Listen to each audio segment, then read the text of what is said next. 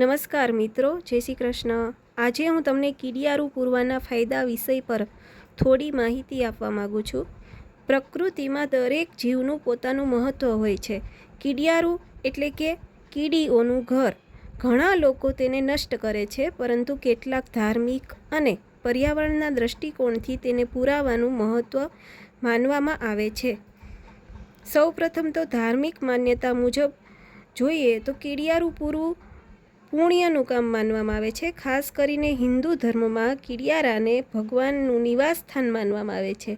તેમાં દૂધ, લોટ અથવા ખાંડ નાખવાથી સકારાત્મક ઉર્જા મળે છે એવું માનવામાં આવે છે। હવે જોઈએ પર્યાવરણની દૃષ્ટિએ તો પર્યાવરણ માટે પણ કીડિયારું પૂરવાથી ફાયદા થાય છે। કીડિયારું જમીનની ઉપજાઉ શક્તિ વધારવામાં મદદ કરે છે। કીડીઓ જમીનનો ભૂરભૂરી બનાવીને હવામાં પ્રવેશ વધારે છે, જે ખેતી માટે સારી છે। હવે જીવદયાની દૃષ્ટિએ જોઈએ તો કીડિયારું પૂરવાથી આપણે નાનામાં નાના જીવ પ્રત્યે દયા દર્શાવીએ છીએ। આ માન્યતાનો એક સારો સંદેશ છે।